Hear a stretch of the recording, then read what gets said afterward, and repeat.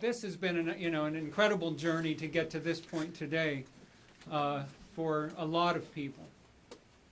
And it's really a testament on a number of levels to the great need that exists for the folks who we're trying to serve through this project. I think that's where it all starts, right?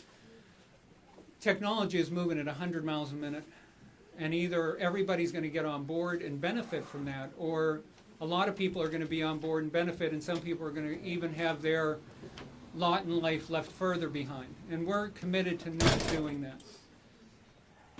I think it's also, though, a testament to Congressman Doyle. And I've heard him speak a couple of times now in my lifetime. And every time I walk away inspired. The first time was like 6 years ago, and he was talking about a subject that I didn't even know about. I came out inspired. But more recently, hearing him talk about the need to make sure that broadband is available to everyone, hearing him talk about our airways and how those have to be made sure that the people who could be forgotten in the world don't get forgotten, and how communication is power and information is power, and if they don't have access to those things, then they're going to be left behind. And to know that we have somebody in Washington who feels that passionately about the population that I feel passionately about kind of inspires my work every day. And what's most important, though, is we have our partners, the folks who are out there that we're going to have a chance to actually hear and see a little bit from. We're going to use the technology to bring the different sites that we have here to you today. And Jim Linkner asked me to first go, oh, we can? Okay. So we're going to go first to the Hill House, and we're going to have Vicki there share with us a few of their thoughts, and you're going to have a chance to hear from them. Vicki, turn it over to you. President, we're offering a variety of services from GED education, credit recovery, free tutorials on the computers to ensure that our residents know how to use them and are getting the best out of them. We also are very engaged in job searches.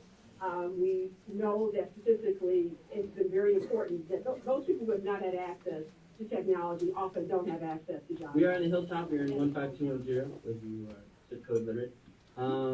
We are currently open 7 days a week. We offer a variety of basic computer courses, a lot of technology stuff, teaching people how to blog, teaching people about email, the Google services, stuff like that.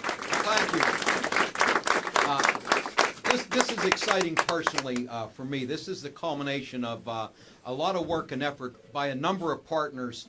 And I would be remiss if I didn't recognize Kenneth DeGraff, a member of my staff, who now works, he's now Speaker Pelosi's technology advisor, a bright young man who toured these areas, and when we were looking at the broadband plan and how to make sure we served underserved areas, he was really the person on staff that drove this process, kept us in touch with the agencies, and kept us in front of this. And when the grant announcement was made that almost $800,000 was coming here for these centers as a federal grant as part of the broadband stimulus package, we were just thrilled by that. You know, this is a wonderful invention, this technology, this internet. It brings the world to our families.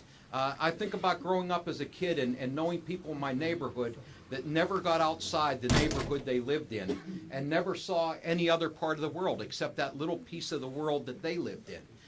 Now this technology brings the whole world to our children and our grandparents and everybody in between. 4 centers, we're actually holding a press conference at 4 centers as we speak today because of this technology.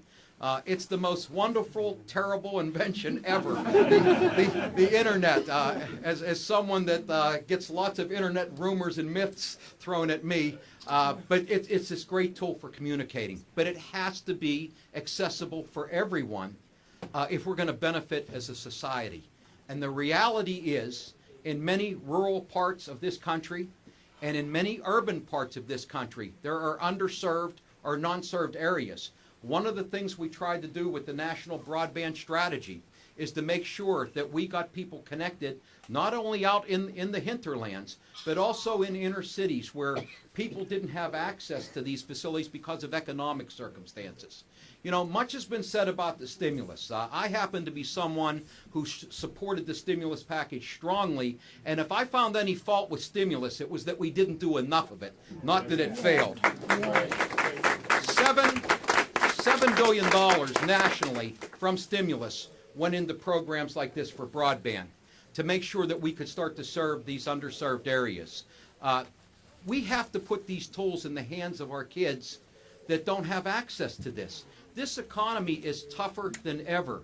It may have been when many of us my age were kids that you could get by if you fell through the cracks and didn't get an education or learn a skill. There was still work you could do and support yourself. Those days are gone. They don't exist anymore. Now we have to make sure our kids have access to the same types of tools and technology that people who grow up under much more favorable circumstances have, if they're going to be able to compete in this world. That's why centers like this are so important. That's why it's so important to me that communities that don't have a voice get a voice through programs like this. This is going to be a great community asset. This didn't happen in a vacuum. This happened because of a lot of the people standing right here beside me have been partners in all of this. Bloomfield, Garfield, congratulations for everything you do in the community. Hilltop, shout out to Hilltop and to the Hill House, and also to Homewood. We want to thank you, too, for everything you're doing. All 4 centers are unique, by the way. If you go into the 4 different centers, they've all come up with different and creative ideas on how to do it. Some are cafe settings, some is more traditional computer labs. Everyone's put their own touches on it. I think that's great. I think this is a great program, and everybody here that's been a part of it and support of it deserves our gratitude and our thanks. This is going to be a great day for our kids, and they're going to give them a shot, and they deserve that. Thank you.